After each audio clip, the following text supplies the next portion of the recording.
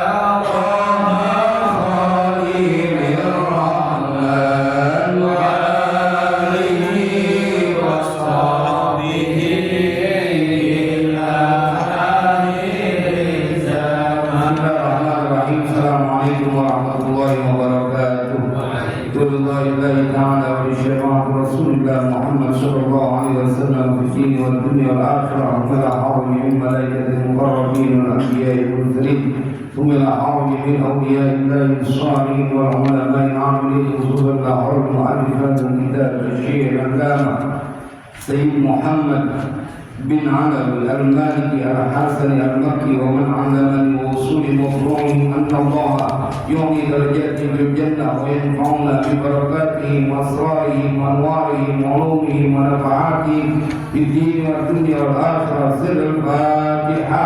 أعوذ بالله من الشيطان الرجيم. بسم الله الرحمن الرحيم. الحمد لله رب العالمين الرحمن الرحيم مالك يوم الدين. إياك نعبد وإياك نستعين اهدنا الصراط المستقيم صراط الذين أنعمت عليهم غير المغضوب عليهم ولا الضالين آمين. Kita baca Fatihah sekali lagi dengan asrar, keberkahan, kedudukan, kemukjizatan dari surah Al-Fatihah. Semoga Allah ampuni semua dosa dan kesalahan kita. Allah ampuni dosa dan kesalahan orang tua kita. Allah pelihara diri kita, keluarga kita, anak-anak kita, keturunan kita, harta benda kita dari semua kejahatan makhluknya. Allah mudahkan semua urusan kita. Allah sampaikan semua hajat dan maksud kita. Allah sembuhkan semua penyakit yang ada pada diri kita, yang lahir maupun yang batin. Bismillahirrahmanirrahim. A'udzu billahi minasyaitonir rajim. Bismillahirrahmanirrahim. Alhamdulillahi rabbil alamin arrahmanir rahim maliki yaumiddin. اهدنا الصراط المستقيم صراط الذين أنعمت عليهم غير المغضوب عليهم ولا الضالين. رب اغفر لي ولوالدي وللمؤمنين آمين. بسم الله الرحمن الرحيم. قال المؤلف رحمه الله تعالى وأدام النفع به وببركات علومه وبكم في الدارين آمين. الآداب التي تخص علاقات الأسرة بغيرها، أي العلاقات الخارجية.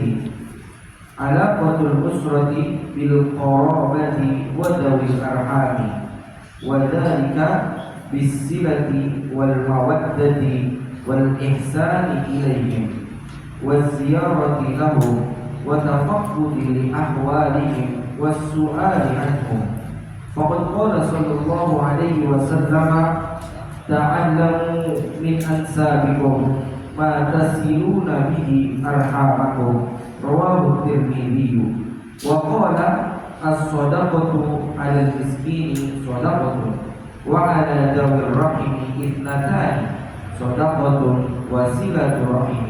رواه النسائي. Nah, bismillahirrahmanirrahim. Al-adabul lati takhussu ala qa'atil usrati bighayriha. Jamaah, sebelum kita lanjutkan, kita tabarkan, kita baca sholawat kamilah. Allahumma sholli sholatan kamilatan wa sallim salaman taman ala sayyidina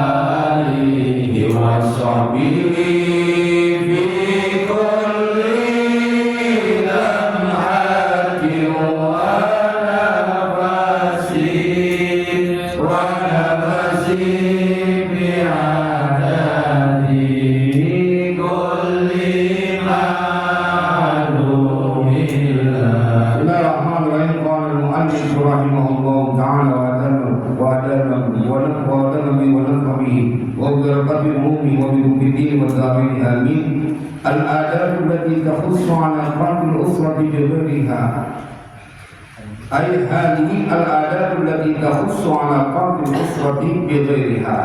Ada mubtada yang dimahdhuf. Bermula ini adalah itu adat-adat yang khusus apa allati ala fardil usrati akan hubungan keluarga bighairiha dengan selain keluarga. Kalau kemarin kan hubungan suami istri, anak dengan orang tua udah kelar kita bahas. Sekarang keluarga kita, istri kita, anak kita, dan orang yang di luar dari keluarga kita, artinya keluar dari rumah kita.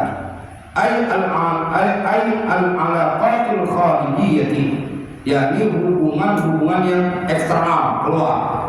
Jadi bukan yang berkaitan dengan keluarga suami, istri, anak. Karena itu sudah dibahas pada pertemuan sebelumnya. Yang pertama kata mu'allif hadzal kitab, al-ula al-alaqatul usrati bil qarabati wa dzawil arhami. Nah, ini pertama yang perlu diperhatikan setelah hubungan engkau dengan istri, dengan anak baik adalah hubungan keluarga dengan kerabat, bil qarabati wa dzawil arhami, dan yang mempunyai ikatan rahim atau silaturahim. Wadzalika, ini contohnya kepada saudara kandung kita, kepada bibi kita. Ini termasuk dalam ini masih ada hubungan silaturahim yang kita mempunyai kedekatan. Kita kan nggak batal bersentuhan dengan bibi kita, saudara dari bapak kita, saudara dari emak kita, atau kemudian saudara-saudara kita yang pokoknya di luar daripada istri dan anak-anak kita. Itu namanya qarabah wa dzul arham. Wa dzalika bisilati wal mawaddati wal ihsani ilaihim wa ziyarati lahum wa tafaqqudi li ahwalihim wa su'ali anhum. Berarti Imam Tuan Syekh Abu Yasin Muhammad merincikan. Jadi untuk menghubungkan atau berhubungan dengan orang-orang selain dari keluarga kita, anak-anak dan istri, maka yang perlu diperhatikan adalah membangun hubungan wadalika, dan bermula yang demikian itu yakni alaqatul usrati bil qarabah wa dzil arham, itu bisilati, dengan menyambung silaturahmi, wal mawaddati, dan kasih sayang, wal ihsani ilaihim, dan berbuat baik kepada mereka, wa ziyarati lahum, dan mengunjungi bagi mereka, artinya kepada mereka, wa tafaqqudi itu artinya mencari, jadi li ahwalihim, memperhatikan, mencari tahu keadaan mereka, wa su'ali anhum, dan bertanya perihal mereka. Jadi kalau kita punya saudara, kita harus menyambung silaturahim. Ustaz, dia memutuskan hubungannya dengan kita. Ini kan sering terjadi, Pak. Idealnya sabda Nabi Shallallahu Alaihi Wasallam, sil man qata'aka, sambungkanlah silaturahim terhadap orang yang telah memutuskan itu kepadamu. Wah, luar biasa. Makanya kalau bisa melakukan ini, orang yang istimewa, sil man qata'aka. Kita tahu dia memutuskan hubungan dengan kita, tapi disuruh Nabi kita menyambung silaturahim kepada orang yang memutuskan kita. Padahal dia yang memutuskan, Ustaz. Begitu ajaran Nabi. Tetapi mungkin kondisinya akan berbeda dengan orang yang memang memutuskan silaturahim dan dia sampai berkata, saya udah gak mau berhubungan dengan kau. Berarti kita udah menyambung, kita udah berusaha, dia yang mutusin, tapi dia nggak mau lagi nyambung, itu kita udah lepas tangan. Kita melepaskan diri kita. Kan ada orang yang sampai punya penyakit dengki kayak begitu, dibawa mati. Saya Ustaz, saya nggak mau maafin saudara saya. Terus bagaimana kita Ustaz? Ya nggak ada masalah, orang dia memang punya hatinya rusak. Yang penting ente jangan mutusin hubungan dengan orang tersebut. Itu ya, berbeda kan? Jadi dia memutuskan, dan kalau kita kemudian nimpalin, dia juga sampai memutusin. Kita biasa-biasa aja. Dia mau marah, dia mau apa gitu, emang orangnya bawaannya muring-muringan dulu. Ya, kan ada orang yang begitu, kita nggak bisa paksain, Pak. Jadi bila engkau bertemu dengan saudara yang hatinya dipenuhi dengan bara amarah, maka engkau paling tidak jangan mengikuti apa yang dia lakukan. Artinya jangan ditimpalin, kalau bahasa orang dulu, jangan ditimpalin. Cuman gimana Ustaz, dia marah terus? Ya itu gak bisa maksain. Nabi Muhammad kan di Muslim diusir sama mamangnya dari kota Mekah. Orang kalau udah punya kebencian, matanya itu yang ada cuma mata pandangan kebencian.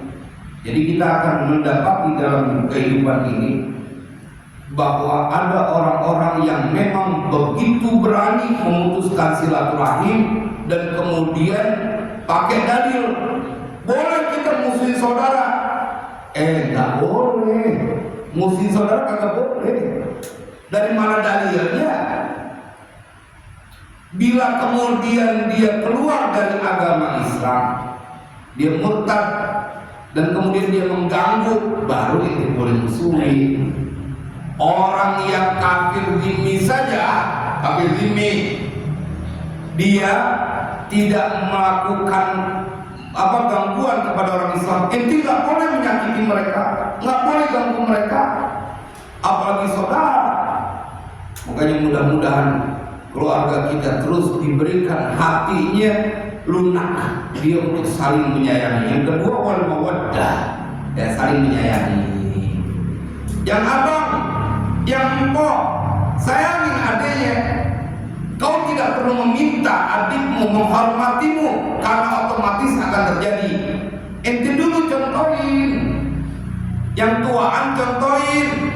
Jangan adanya yang tuaan cuma nuntut doang. Punya adik kalau ada hormatnya, bagaimana dia menghormat kalau punya abang, punya empok, terus mendatangkan bencana? Dia nggak timpalin aja udah bagus.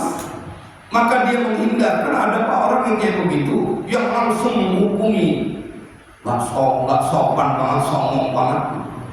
Dulunya kali, ya jemaah, saya perlu berikan logika sederhana. Hewan saja kalau diperlakukan baik dia akan nurut, apalagi manusia.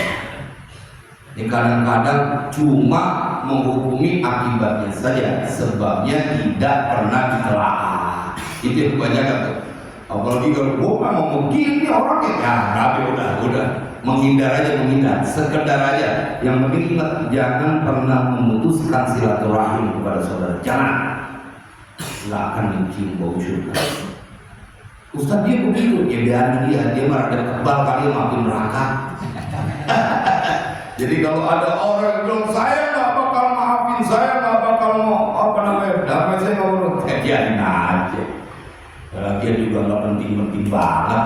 Emang gara-gara dia musuh kita terus kita jadi masuk neraka gitu? Ya kagak, yang ada dia.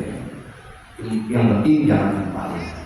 Kalau kata ibu saya, jangan ditimpalin kalau orang kata benar, tapi lu kudu menghindar. Bahaya, ntar dia akan mendatangkan petaka. Wah, saya ingat betul. Jadi kita sekedar aja bahasa kitanya sehel. Biar datang kita alhamdulillah. Tapi kalau kemudian mendatangkan bencana kita berkali-kali salah mulu, itu lebih baik kita menghindar saja. Karena kan ada orang gini, kita udah sama kayak gimana ya, mukanya dibuang gitu, buang muka. Entar dia kalau ada yang nyomot, dia bingung mau kemana. Tapi ya begitulah orang hidup, ya Allah. Itu gara-gara ekonomi pak, udah gara-gara ekonomi. Ya, maksud kalau dia ekonominya tidak kekurangan, insya Allah juga mau muring-muringan. Kan yang begitu tuh karena dia lagi kepuyengan, akhirnya siapa jadi sasaran. Kalau bahasa habis saya dulu, siapa aja keberon-beron akhirnya. Keberon-beron ada yang keberon bawa. Bininya diomelin, anaknya diomelin, saudaranya dimusuhin. Ya sebab dia sebenarnya. Waliyadillah, Allah masallinna. Wal ihsani ilaihim, dan berbuat baik kepada mereka. Ama adik, ama abang, ama saudara jangan jahat. Berbuat baik. Kan ente dulu kecil banget, lagi ngapa udah gede, jadi melihat kayak musuh yang tidak ada Apalagi saya suka apa namanya menyampaikan, lu tahu nggak dulu di perut yang sama, cuma beda waktu doang. Ente di perutnya tahun 70, ada ente di perut emak ente di tahun 72, ada ente lagi di tahun 74, tapi perutnya sama. Perut emak ente, masa begitu udah pada pinter ke sekolah jadi pemusuhan? Otak emang kalau kalah sama hawa nafsu gitu, jadi nggak berpikir sehat. Hawa nafsu gimana? Hawa nafsu. Waziyarati lahum, dan berkunjung kepada mereka. Kapan kita terakhir berkunjung ke saudara kita? Ayo, jarang untuk diperhatikan. Wattafaqu bil ahwali, dan mencari tahu kepada keadaan mereka. Gimana sih keadaan adik saya sekarang? Cari tahu. Saya suka memberikan apa namanya ingatan atau peringatan kepada yang tuaan dulu. Pokoknya semuanya ada kendalinya sama kita. Itu udah gak bisa dipungkiri. Kalau kita yang tuaan kemudian sayang, udah pasti tanya, Neng gimana keadaannya, nyari tahu gitu. Wasu'ali anhum, dan bertanya perihal mereka. Jadi ditanya bagaimana keadaannya, jangan kemudian begitu udah nikah kayaknya sibuk sama keluarganya, bahkan nanya adiknya aja udah kagak ada waktu. Ya kan ini banyak yang terjadi. Hidup gak berkah kalau entah kalau ente ngapa-ngapa, yang nolongin pertama saudara ente, ingetin. Kalau ente jahat banget sama saudara, kalau ente nggak peduli sama saudara, entar kalau ente lagi kesusahan, siapa yang menolongin? Tetangga tuh punya kesimpulan, dia mau boro-boro sama tetangganya, sama saudaranya dia tega. Ya begitu logikanya, orang waras akan berkesimpulan begitu. Jangan boro-boro lu adiknya dimusuhin. Begitu banget sih musuhin orang gitu. Kayak dia paling biasanya orang-orang yang kayak begitu itu jauh dari Nabi Salih, jauh dari Nabi Salih. Ustadz dia ketua majelis taklim, dia ketua doang tapi dia ngaji. Gak ada yang begitu Pak. Karena ketemu ada orang dia bukan tapi kebencian aja dalam. Faqad qala sallallahu alaihi wasallam, maka sungguh telah bersabda siapa Nabi sallallahu alaihi wasallam, ta'allamu min ansabikum ma tasiluna bihi arhamakum, rawahu Tirmidzi. Ini hadis dari Nabi sallallahu alaihi wasallam. Apa pesan dari Nabi? Ta'allamu min ansabikum, belajarlah kalian, artinya cari tahulah kalian min ansabikum, dari nasab-nasab kalian. Ada istilah yang namanya mati obor. Makanya orang tua dulu kita ngerawatin silaturahim itu luar biasa. Kalau lebaran dulu kita ngerasain digiring semua, dituntun jalan kaki, kita turun sampai ke Rawadas ini turun, dituntun jajanin ente ngajak lebaran, habis dihubungin kita.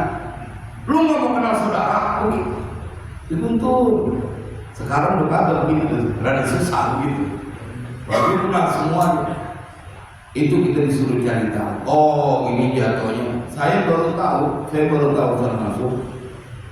Baru kemarin Senin kemarin. Ada seorang yang dia kalau manggil AB saya engkong. Itu teman kita kuliah manggil AB saya engkong. Kemudian dia manggil saya mau ngomong. Tapi kita kagak tahu, berdua-duaan kagak tahu nih dari mana runutannya. Tapi dari kecil udah begitu. Akhirnya kemarin saya ngisi pengajian di tempat beliau. Kiai, antum tahu nggak? Kenapa aneh manggil sama Abe ente engkong? Karena ibunya Abe ente itu adik kakak sama neneknya sama nenek aneh, sama neneknya bapak aneh. Berarti umpi. Jadi saya punya nenek itu adik kakak dengan dia punya empinya. Berarti manggil saya ke rumah otomatis. Gara-gara dia takziah nengokin orang meninggal, ini orang yang paling tua nanya dia Islam. Saya dari dulu nggak bilang kok hubungannya gimana sih jalurnya, atau diceritain. Dan kita kekurangan orang yang begitu sekarang udah pada dibawa semua tuh. Itu namanya ta'allamu min ansabikum ma tasilu nabihi arhamakum, akan sesuatu yang menyambung siapa kalian bihi dengan ma arhamakum, akan silaturahim kalian. Rawahu Tirmidzi. Ini hadis dari Sunan Tirmidzi. Waqala, dan Nabi bersabda, as-shadaqatu 'alal miskini shadaqatun. Bermula sedekah atas orang miskin itu dinilainya satu sedekah. Ini orang miskin nih, sedekah kita. Itu dinilainya satu sedekah.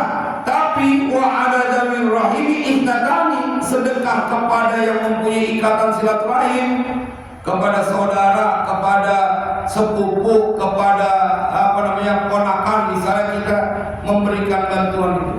Ihdatani, dia ada dua nilainya, bukan satu. Diberikan breakdown dalam hadis ini, shadaqatun wa silaturahim, ada dua nilai. Pertama sedekahnya, yang kedua menyambung silaturahimnya. Kalau orang miskin itu kan umum, artinya kita boleh jadi gak punya hubungan sama dia, nggak tahu, ente nggak perlu nanya dia anak siapa. Kalau emang dia perlu bantuan, ente bantuin. Mau dia orang dari mana juga, kalau ada kesusahan ente punya rezeki bantuin. Nilainya satu. Tapi kalau ente punya saudara lagi kesusahan, ente bantuin, sedekahnya bernilai dua. Pertama, engkau bersedekah menolong dia dalam keadaan susah. Yang kedua adalah kau merawat silaturahim. Namun kalau orang normal gitu, kalau dia mendapatkan bantuan itu suka ditolongin, dia akan semakin hormat, semakin terdekat. Waduh, gue gak nyangka punya saudara baik banget. Yang normal, karena ada yang kagak normal juga. Kita mau bantuin berapa aja gitu, tetap aja ketemunya salah lagi. Baiknya sebentaran doang, ntar giliran waktunya tertentu dia udah keki lagi, marah lagi. Nah itu orang yang agak waras. Kalau yang waras Pak, pasti dia akan menyambung silaturahim. Seneng dia. Gua kira punya saudara, gua kira orangnya kagak sayangan. Nah itu yang akan terjadi kepada diri kita bila kita suka menolong orang-orang yang dalam kesusahan. Jadi saudara jangan pelit. Ingetin ya Pak. Jadi punya sama saudara jangan pelit. Punya adik, punya saudara jangan pelit. Karena bernilai dua kalau engkau bersedekah kepadanya. Jadi anjurkan untuk kita menolong mereka, wal ihsan ilaihim. Saya punya jamaah, dia kebetulan anak pertama, sukses. Itu beliau cerita sama saya, karena saya isi pengajian setiap bulanan di tempat beliau. Kalau ngaji itu bisa sampai banyak bulanan sampai 800 orang dikasih makan semua. Itu beliau bilang, Ustaz, saya memang harus jadi orang kaya terus. Iya Bang. Emangnya kenapa? Adik-adik saya semuanya kerja sama saya Ustaz. Kalau saya nggak sukses, saya bukannya sedih dengan diri saya nggak sanggup membayangin adik-adik saya nggak punya kerjaan. Sampai begitu. Oh mulia betul hati. Tuh jadi apa? Jadi dia memikirkan jangan sampai adik-adiknya susah. Itu kalau misalnya beliau sampai bilang itu bagian keuangan besok adiknya hormat sayang saya. Dulu jadi abang kalau bisa bantuin nyalahin. Banyak yang begitu. Banyak. Iya banyak sih. Banyak sih. Tapi tidak terjadi kepada jamaah Masjid Al-Mujahidin. Yang kedua, anaqatul usrati bil khadami. Yang kedua adalah hubungannya keluarga dengan pembantu pelayan. ART kalau sekarang istilahnya, asisten rumah tangga. Ini diajarin yang punya anak buah, yang punya pelayan, dia karyawan termasuk yang punya karyawan. Ini diajarin sama Abu Yasir Muhammad. Intip benar ente yang gaji, karena dia setiap bulan dapat gajian. Tenaganya yang dimanfaatin, tapi tetap ada selamat dunia akhirat dan hidup berkah. Apa kata Abu Yazid Muhammad? Wadzalika bil ihsani war rifqi. Dan bermula hubungan keluarga dengan pelayan, artinya dengan ART, asisten rumah tangga, atau anak buah kita yang membantu kita, yang bekerja sama kita, termasuk itu kan pelayan. Kalau kita suruh ke sono, apa yang diajarkan? Bil ihsani war rifqi, dengan berbuat baik dan berlaku lemah lembut. Jangan galak banget sama ART, mentang-mentang sebulan digaji 3 juta. Romannya kalau ngomong apa aja mau dikeluarin.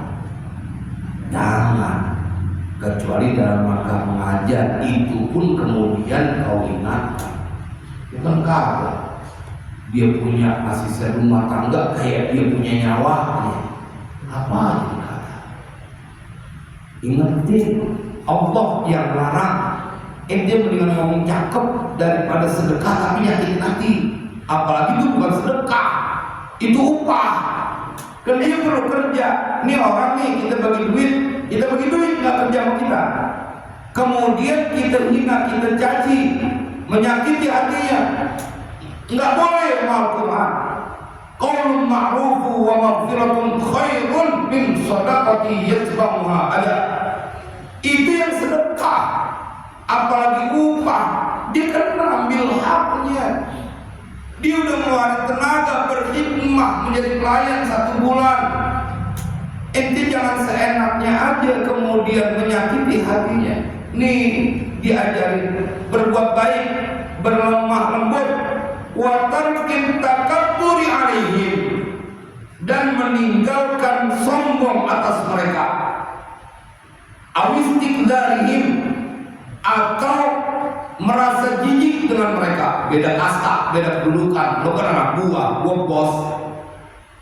Jangan begitu, biasa aja, gak usah merasa jijik. Kadang-kadang dia menjadi lupa bahwa itu karena karunia Allah. Allah memanjakan kau. Kau punya orang-orang yang rela berkhidmat melayani. Jangan, pokoknya ngebayangin dia melakukan itu benar sedang melayani engkau, tapi sesungguhnya dia sedang menjalankan mencari nafkah. Kalau yang perempuan membantuin keluarganya, dia nyuci baju, yang pakai ente, suami ente yang nyari duit, bini nih kan bajunya juga dicuci juga, yang nyari duit lakinya yang bayarin. Galakan dia jadi ama tuh apa namanya ayam. Perempuan pesen sama bini kita, lu jangan galak. Lu kalau kagak ada dia, lu jadi puyeng nyari lagi. Belum tentu pas lagi. Yang namanya orang salah ajarin, orang kagak tahu aturannya. Karena saya suka mendapati banyak orang yang sewenang-wenang ketika, apalagi kalau kita dengar cerita di Arab Saudi dulu-dulu, dia kan sampai disiram air panas, lu baru masih duit segitu aja, Allah ngasih rezeki banyak banget, ente punya salah masih ditungguin, maaf.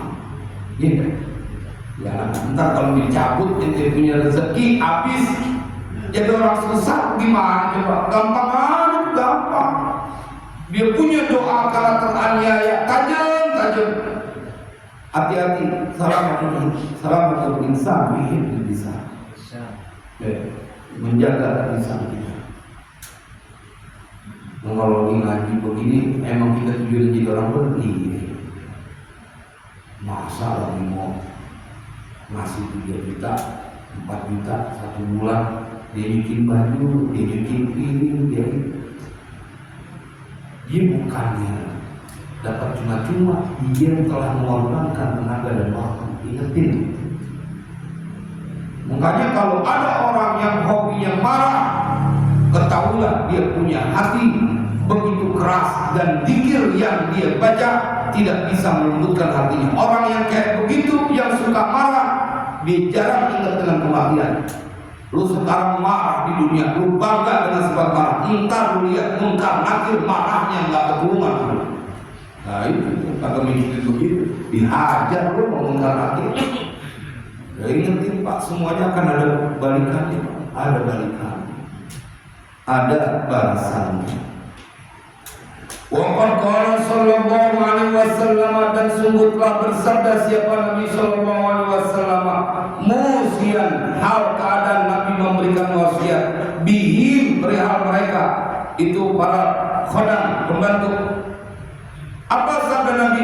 Hum ikhwanukum, bermula mereka pelayan-pelayan kalian itu adalah saudara kalian, bukan budak, bukan orang yang harus bebas kau perlakukan semena-mena, bukan. Sabda Nabi, hum ikhwanukum, ja'alahumullahu ta'ala tahta aydikum, ja'ala telah menjadikan hum mereka pelayan-pelayan kalian, Allahu siapa Allah, ta'ala halnya maha tinggi siapa Allah, tahta aydikum, di bawah kekuasaan kalian, di bawah tangan kalian. Allah yang kasih. Ente lagi dimanjain Allah kalau punya pelayan banyak, kalau punya karyawan banyak, dandanin aja kalau salah. Tapi bukan berarti kau harus mencabik-cabik hati mereka. Hum ikhwanukum, ja'alahumullahu ta'ala tahta aydikum. Jadi kalau kita punya karyawan banyak, Allah tuh yang jadi mereka supaya melayani engkau. Ente udah dikasih kedudukan tinggi Allah, jangan kemudian membalasnya dengan berlaku zalim. Ingatin kapan aja bisa terjadi berbagai kemungkinan pada diri kita. Jangan kata cuma bangkrut, mati aja bisa terjadi. Berapa banyak orang yang kemudian menderita, maaf ya, dapat musibah kebakaran, selesai. Gampang aja. Di Al-Quran diceritain satu kampung sombong, anti sama orang miskin. Dia mau panen di pagi hari supaya nggak ketemu tukang minta-minta. Begitu dia datang malamnya saat dia tidur dibikin hangus oleh Allah. Habis kemudian pagi dia datang udah melihat cuman pohonannya yang terbakar. Nggak ada panen. Bagi Allah mudah, bagi Allah mudah, dan itu orang yang banyak doa. Saya mendapatkan kabar, kaget betul di salah satu grup keluarga. Maaf si pulang keluar dari itu, karena alasannya saya sedang sakit. Seumuran sama saya, seumuran. Keterangannya karena sedang mendapatkan penyakit stroke, dan penyakit yang pertama kali Islam psikologis. Sombong, aktif orang, secara akademis tinggi, sampai mentok, sampai dokter. Tapi siapa yang tahu?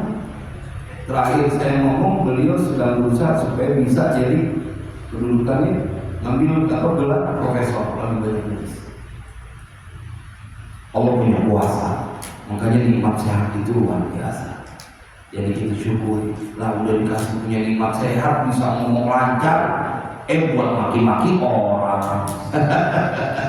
Ntar kalau dikasih stroke bingung gak bisa ngomong. Jangan ketemu maki-maki, melurusin aja susah. Nah itu kan banyak banget di sekitar kita. Kendati pun kita prihatin, mudah-mudahan Allah berikan kesembuhan kepada mereka semuanya. Saya hanya ingin mengajarkan atau mengingatkan bahwa everything is possible. Bahasa Inggris bang, masuk. Ya kalau sesuatu itu mungkin terjadi. Ya, mungkin terjadi. Malam ini, esok hari. Makanya kalau kita ngaji dia, Nabi Sallallahu Alaihi Wasallam, kita bingung, ini rada susah. Nabi itu sebelum kalau mau tidur, setiap kali tidur, wa huwa yara annahu mayyitun fi lailatihi tilka. Setiap tidur malam bisa masuk.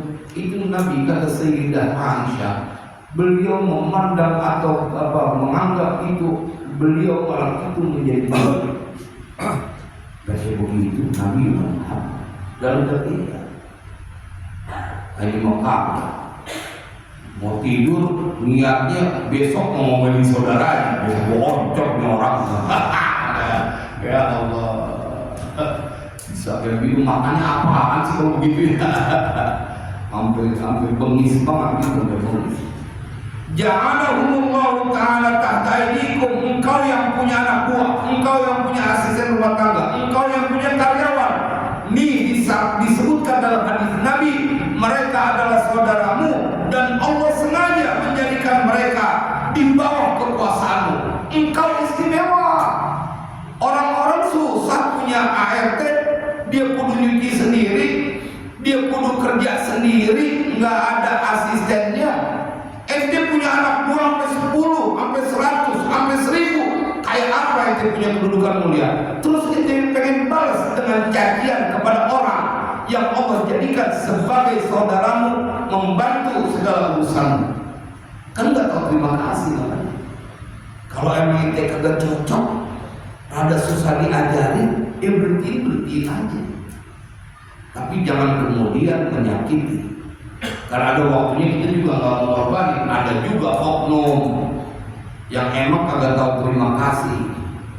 Daripada beresiko banyak orang yang sengsara, emang kagak bisa diharapin orang kayak gini.